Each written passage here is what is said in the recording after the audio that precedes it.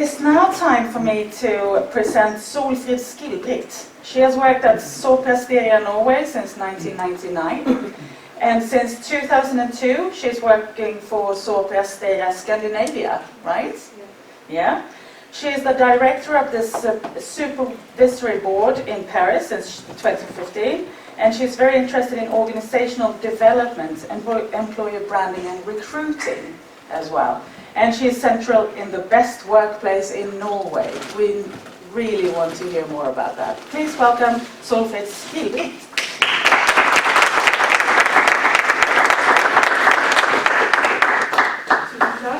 Thank you very much.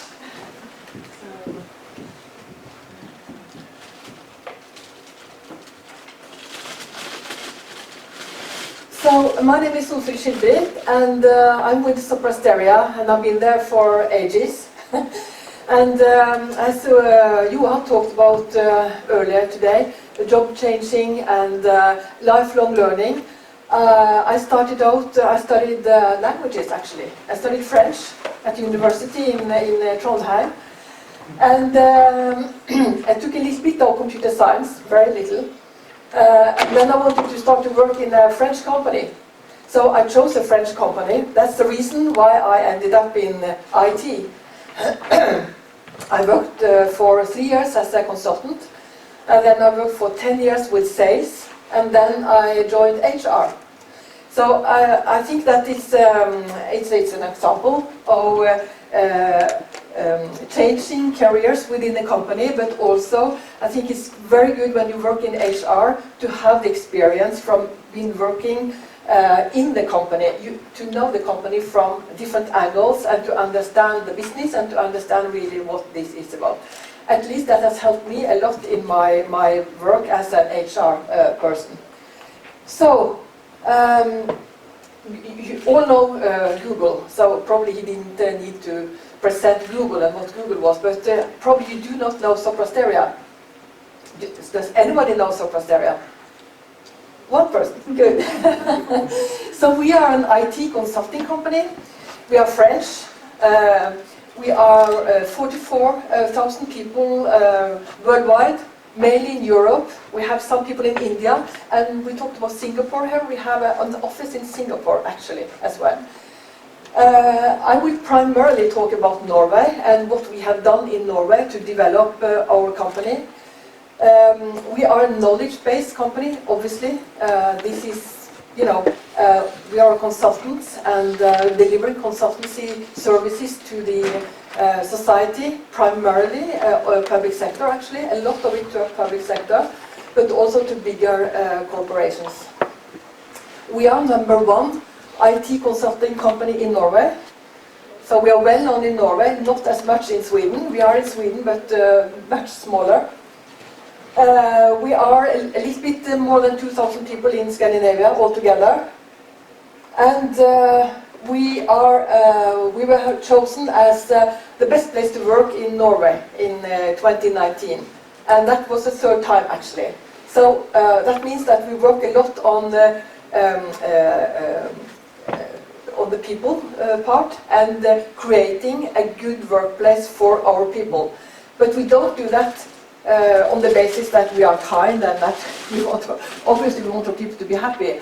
But it is the result that we deliver to our customers. That's the important part, and that is also why it is important to invest in our people and invest in knowledge and in knowledge sharing. Any questions so far?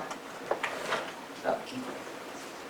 So I just wanted to start off with this one, the UN Sustainable Development Goals, because everybody has, I think, some sort of relations to those goals. And we have looked at, all the goals, and we said, what is most important to us as a company? And we decided, that it is quality in education. And when we say quality in education, obviously it's quality in education in the educational systems everywhere. But to us, what does it mean?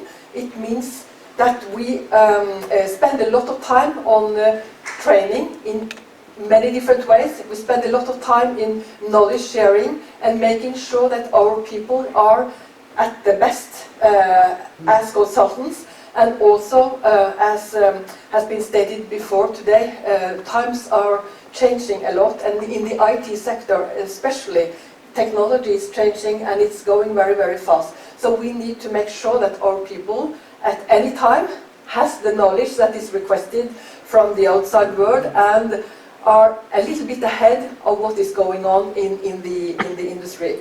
So this is why we have put quality in education as the goal that is most important to us. And this is a statement that we have made, and it is a statement that we have made also internally, so that people really understand that this is something that is at the heart of the company. Obviously, we work with gender equality and climate action and decent work conditions, and the result of what we do actually is here to create sustainable cities and communities. That is what we deliver as an IT company to the society, to the public sector, and to private corporations. So that said, take it a little bit down to our HR strategy, because our HR strategy obviously is linked to the strategy of the company, of the business, and HR strategy in itself has no value. It has to be linked to the goals of the company and the direction that the company is going. And we are an IT consulting company, and that means that a lot of our employees, we have a big office in the middle of Oslo, the Oslo's tallest building. I don't know how many people have been to Oslo. Quite a few. The tallest building close to the central station, at the top floors, that is where we have our offices. But most of our people, they don't go there, because they are at the customer site, almost all the time. And for us, in order to create sort of a belonging to the company, and also to create knowledge sharing between people that are all the time at the customer site, and on different projects, one of the most important parts of our HR strategy is to create networks. To create networks between people, and to create meeting places, physical and virtual meeting places, where people can meet and exchange and learn from each other.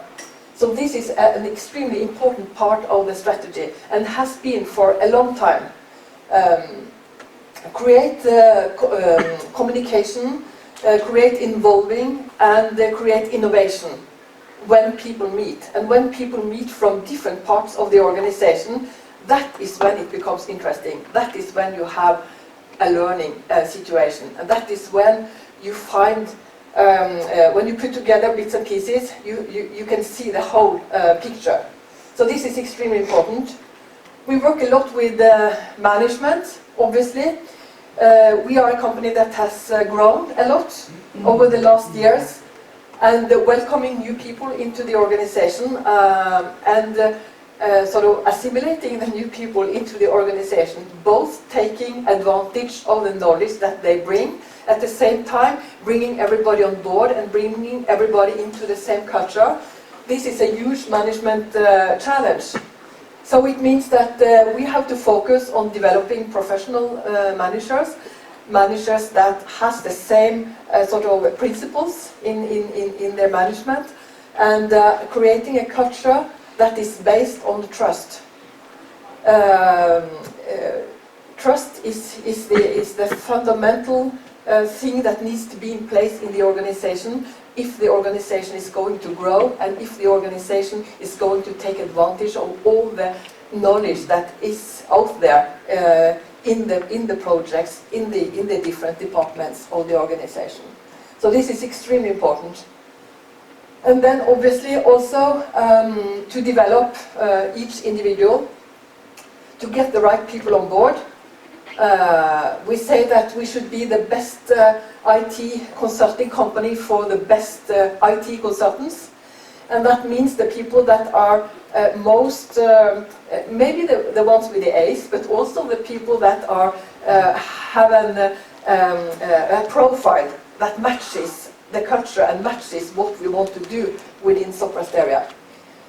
So to do the strategic recruitment, the professional training, and to develop, to make sure that we develop the competence for the future. Because if we don't develop the competence for the future, we are out of business very, very, very fast.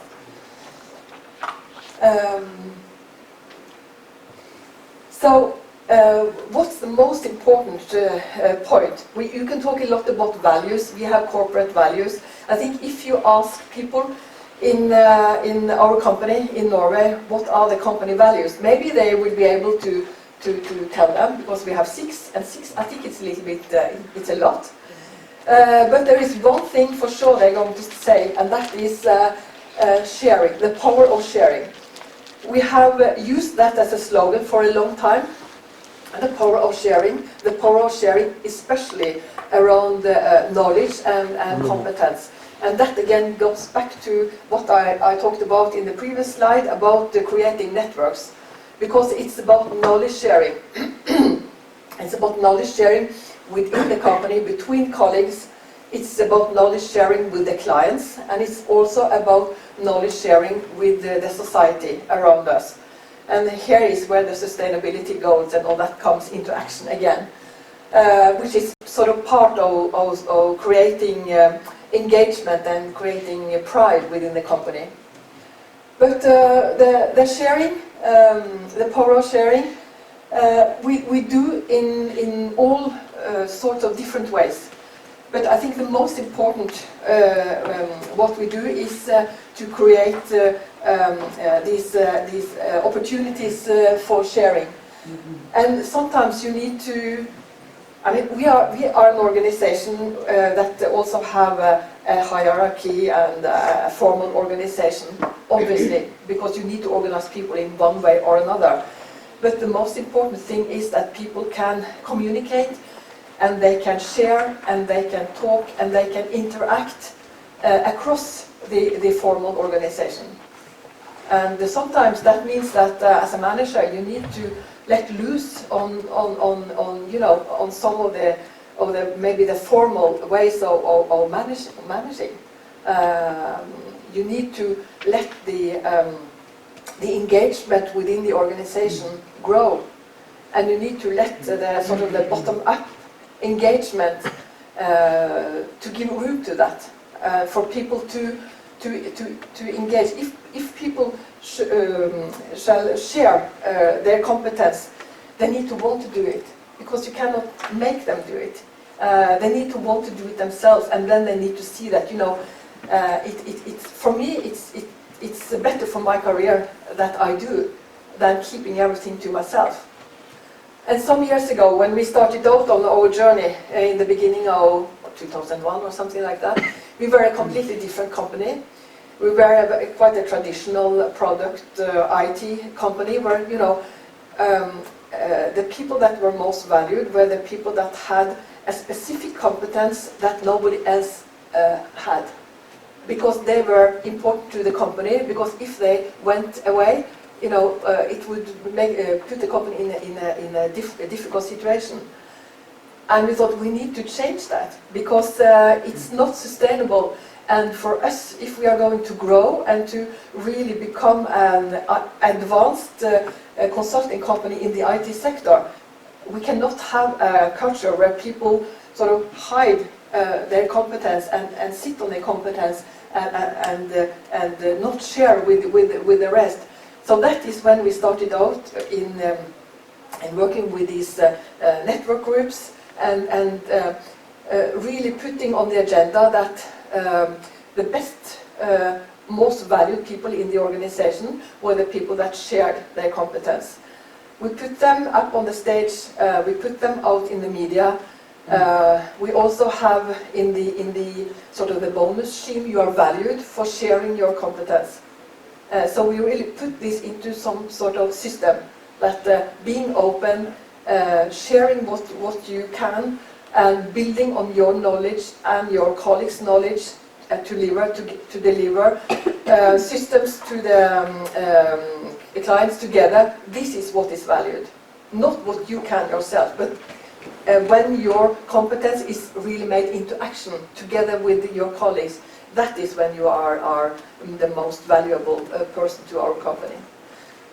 So we have a lot of meeting places, both professional but also social, because it's important for us when people are at the customer site almost all the time. It's important that they come into our office and that they find opportunities to come, that we make it so interesting for them that they actually take the trouble to come into the office after office hours, because a lot of these things are happening after office hours. And you all talked about constraints, and you said that you are, in a public sector, you have some constraints that you don't have in Google. We, as a consulting company, have some constraints that they don't have in Google, because in Google you develop technology, we deliver projects to our customers, and it's the hours billed to the customer that is what gives us our revenue and our bottom line. So, you know, all the time when you take hours from that should be billed to the customer to do this training, you know, your bottom line goes down. So this is our constraint, and that constraint is something that we have had to work with. Thank you. To work with and sort of put it up as a shared obligation between us and the employees, that we put something into the basket and they put something into the basket. And that is why if you come into our office at 4 o'clock, almost every day there is something going on. And we have said that if you don't have a social life, you can live your life at Sopra Steria. We don't really mean that, because we don't want that. But it shows a bit of the engagement within the organization. And for us as a company, we need to make it possible for people to meet, and we need to facilitate all this. But it is really driven by the employees themselves. And we should not take it for granted. We need to foster that culture all the time.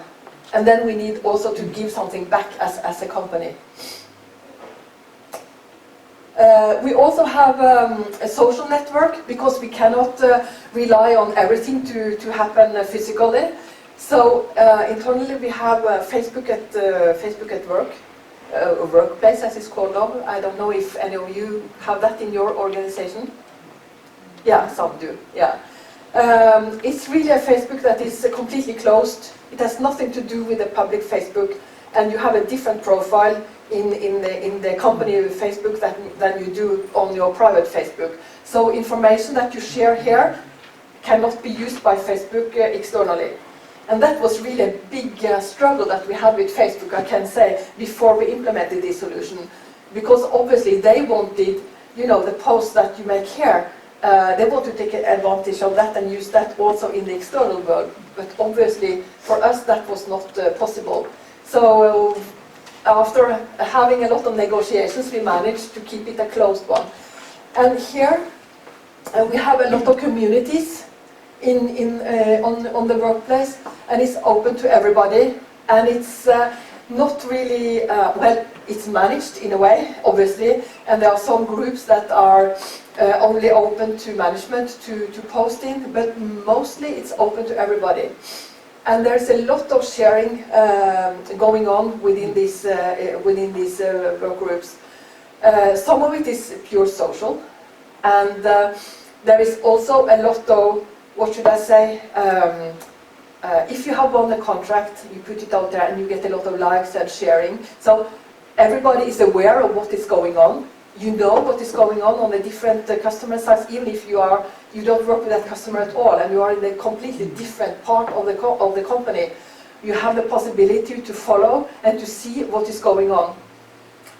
At the same time, there is a lot of sort of troubleshooting going on there.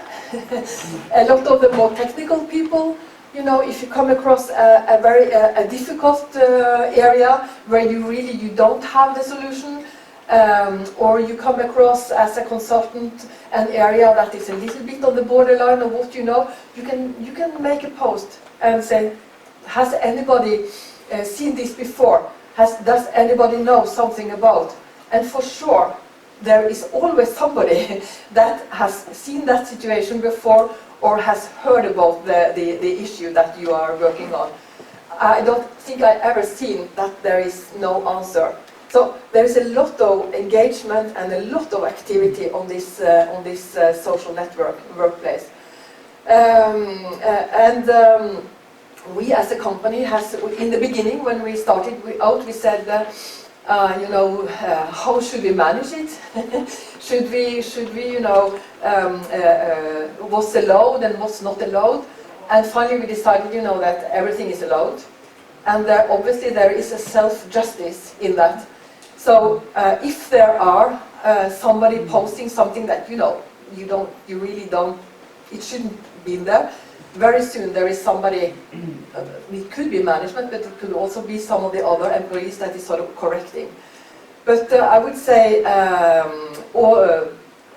overall there is a very little of that kind of posting. It is really getting to know the rest of the organization and getting help in your day-to-day work in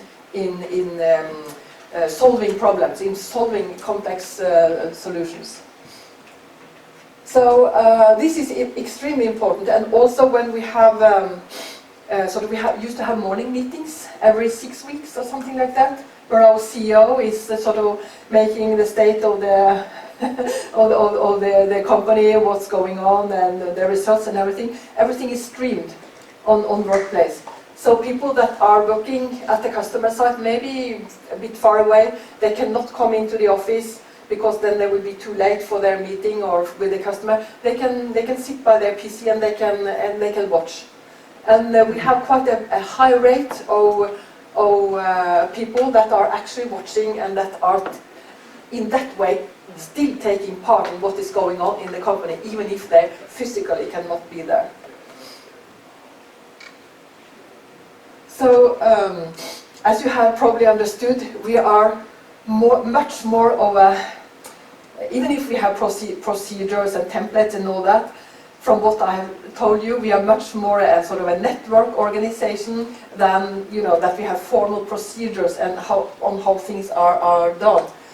And we have more than 80 professional communities within our organization, and these communities are a very important means of knowledge sharing and knowledge development. And as you can, maybe you cannot see, but if you can see, there are communities that are extremely technical, and there are communities that are cross-functional, and there are communities that are more sort of consulting based. So we say that everybody that comes into the company should take part in at least one community. It's your sort of home community. And then you can also choose to take part in other communities. If you are interested in specific topics, or if you have sort of more than one specificity professionally, and a lot of people do. And these communities are driven also by the employees. We put something on the table, like money for having external speakers, for instance, pizza, obviously. They have the meetings within our offices, obviously. And the people that are sharing the communities, they can spend some hours that are not billed to the customer, that that they can spend on this. But it is really an engagement that we have sort of tried to facilitate and to make grow from the bottom up. A lot of activity going on, as I said, at least one each day. This is an extremely important means for us in developing our competence in the company. And here also we have said, should we decide what kind of communities we should have? Because obviously they have to be in one way or another in line with the direction of the company. At the same time, we see that here again, we have a lot. Our people are mainly very technically consultants, and they are interested in technology, they are interested in the newest technology. So also here, you know, the movement from the consultants and from the people themselves are in learning new things, are in getting to know the new technology. So it's a big, what should I say, big effort and a lot of energy coming from these communities. And it's better to have a couple that is not really, maybe so useful to us, than to try to manage it too much. That's better. That's what we have seen. That it's better to let it grow than to try to manage it too much, because then you kill the engagement. If you put too much constraints, a lot of people have asked me, do they have to have, you know, reports, specific number of meetings, so that we have discussed and we haven't tried to do that, but actually we have found that the best thing to do is to let it grow and to do as little as we can to interfere. Obviously we do manage it in some way or another, but to let it grow from the bottom, that's extremely important. Yeah. Questions? Oh. So, in the communities, the main thing is to be good in what you are good at, to be better in what you are good at. That is what the communities are about, because they gather people that are interested in the same subject. And we are a very broad company. We deliver IT services from IT business consulting, through application development, application management, infrastructure development, and also outsourcing. After that the systems is installed, we also do the services. So for us, in order for us to become the best consultancy company to deliver services to our customers, to be able to take the whole responsibility to transform, to help our customers to transform their business. It's not enough that you know about your specific area. You have to know about what the rest of the company does as well. And as I showed you, the workplace, that's one mean of making that happen. But we also have something called Rubiks, which is one day. We have had that now for a couple of times, where you are supposed to attend sessions on topics that you don't know anything about, because it's better. You will be a better consultant if you also know what the neighbors are doing, what the other people are doing. So we did it, and again, as a company that are billing hours, we did it on a Saturday. And it was more than 500 people that participated, one-fourth of the company, which I think was good on a Saturday. From 10 to 4, we have had 85 speakers, 40 presentations and workshops and pitching sessions. And I asked one of the senior consultants, or I said to one of the senior consultants, because I'm impressed that people take the Saturday to come here and to spend that Saturday with their colleagues. And he said to me that this is the best conference of the year. You know, really, it's so important to understand and to learn from our colleagues. So if it's really value for money, people will come. Oh, what happened? Sorry, the speakers were from your organization, yes. from different departments? Yes, it was all internal. All internal. Oh, sorry, let's go back a little bit. All internal, and it's also a way for the maybe the more senior, but also some of the younger, to step up and to get a face in the company. To be recognized as a important person within your. Oh, Very loud. To be recognized as a top person within your area. So we had professional help in prepping them for the speaks, and you know, it was really done in a very professional way. And this is actually something that we have thought about, maybe we could do also together with our customers at some point in time. My time is out, was that one? Yes. But we can continue for I will just, this is just an example. We talked about innovation, and we have something called Innovation Bootcamp. Every year, I said we are growing quite fast, and every year we recruit, this year we recruited 150 graduates directly from the university, and they come in August every year with an extreme energy and new competencies. And they challenge the existing, they challenge the senior people, and it creates a lot of energy. And we have a special program for them the first year. They work in projects as usual, but they also have this program. And we had an innovation boot camp with them in Strömstad, actually, in Sweden, where we used the lean methodology that Johan also talked about for innovation and making sprints on specific topics. And here as well, it was senior people from the rest of the organization that delivered, you know. So we didn't use any external people, only internal people. And when you use internal people on things like that and on the rubrics, it's strengthening the culture, it's strengthening the pride, and it's strengthening the sense of belonging to the company. So this is why we think this is extremely important, not just to take external people and to have external experts, but to really show the competencies that are within your organization. So I'll go fast.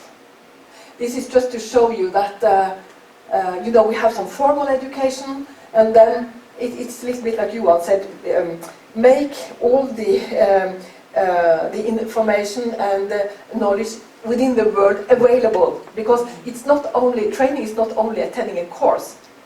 Training is on the job. We also say 70% of the knowledge that you develop on the job, but then you need to reflect, then you need to have some coaching, then you need maybe to take some external training online or whatever. So our ecosystem, it's very broad. It's what we do ourselves, it's what our employees do, and then it is also, you learn when you make a presentation as well. You know, that is also part of the learning. So that's why we call this the ecosystem. And here, you know, it's more planned over here, certifications and all that we need to have, that we do a lot from. And out here is more autonomy. You choose what you want to do. How do you want to develop your career? How do you want to develop your competence?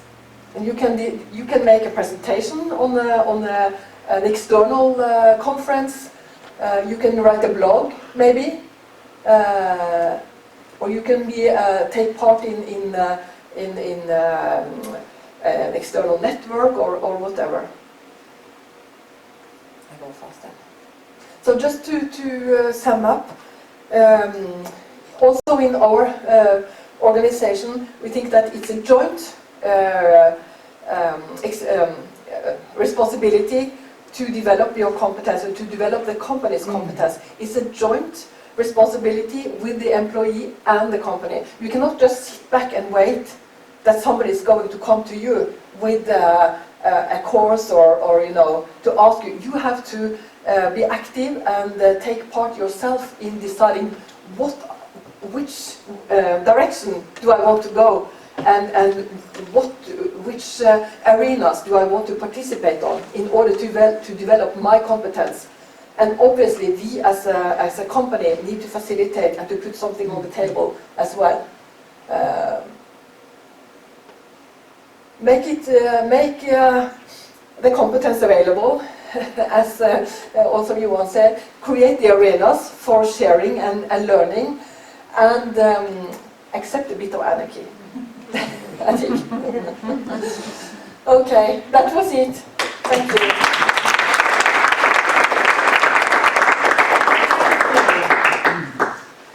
so interesting. I especially like the fact that we have to accept a bit of anarchy. I have to say that applied to me. You are now in a room filled with people who work in the public sector. Do you work with the public sector at all? Yes, we, as I said, most or a lot of our customers, I think close to 80%, maybe a little bit less now, is customers within the public sector. Mm-hmm. Yeah, and as we also say to our employees that you know, it's on the job that you learn the most. It's in the project that you learn the most. And a lot of people think that you know, big projects in public sector, you know, it's slow. It's, you know, and projects within, you know, small corporates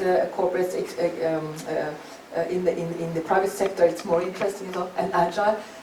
And maybe, but I'm not sure that that is always right, because we see a lot of movement within the public sector, in the IT, in the digitalization. Mm-hmm. A lot of interesting projects going on with the new technology that is interesting for our people to work with. And also another point is that we're talking about sustainability and the UN sustainability goals. And what we see now, especially among the young people, that they want to work with organizations and with projects that are meaningful, and that gives a sense of, you know, meaning to their life, to their work life, because they spend so much time in their work, so they want to make a difference. Yes. So I would say that yes, we work a lot with public sector, and people like to work with public sector because it's interesting projects, it is new technology, and it also is important work to deliver to the public. We need value today. Exactly. Everybody needs to feel that you are doing something for the right cause. Exactly. Yeah. Do we have any questions here? Anybody who wants to ask something? Yes. You said that a bit anarchy, but somehow you are tracking these activities you're doing. So how can you say that you are doing better in 2019 than you did in 2018? Do you have some kind of system to track all these actions and supervisors do it? How does CEO can tell at the end of the year? Maybe he can't. I think we are more on the macro level on the KPIs. Obviously, we track time. We track the time people spend, and we also track the time people spend on these activities, even if they are outside working hours. So we know, we get a sense of the activity, what people are doing. Also, we need to be attractive in the workplace, because we hire a lot of people. We have grown with close to 20% every year for quite a few years. So it means we need to be an attractive company. And when we grow our people, we need to grow our business. So we need to get new customers. So we are following very closely attrition numbers, for instance, sick leave numbers. Things like that, that are sort of more macro KPIs that tells you something about the state of the company. More than if, you know, you have gone to that training, or you have, you know, we are more on that level of following up. And that is why I say that, you know, as a manager, you need to accept that you cannot always know where your people are and what they are doing. Obviously, you need to be close to them, because if you're not close to your people, then they will go elsewhere. So you need to do that, but maybe not the controlling part. It's not so important. It's more the development part that we are focusing on. Yes, but as a manager, you have to know that if you have 10 persons in a team, and 5 of them are very active, and 3 are doing nothing. Yeah. Obviously, and we still have a PDI, the annual interview. We still have that. We have discussed, should we abandon it and should we do it differently?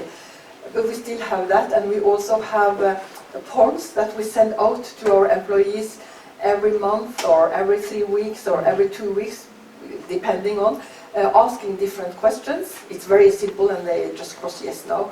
So you get a constant feedback from the employees on sort of what they are doing.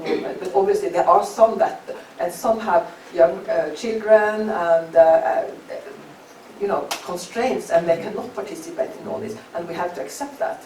That there are maybe certain times in your career where you need to acquire these skills in a different way, maybe more on the digital, take more part in the digital, because all these communities, when they have presentations and that, it's also streamed. It's streamed on Workplace. So if you cannot be there, you can listen at home, or you can listen in the train when you go to work the day after, and so on. So we try to do that in order to make everybody on board, even if you cannot be there in person. Okay, thank you so much for coming. Big hand for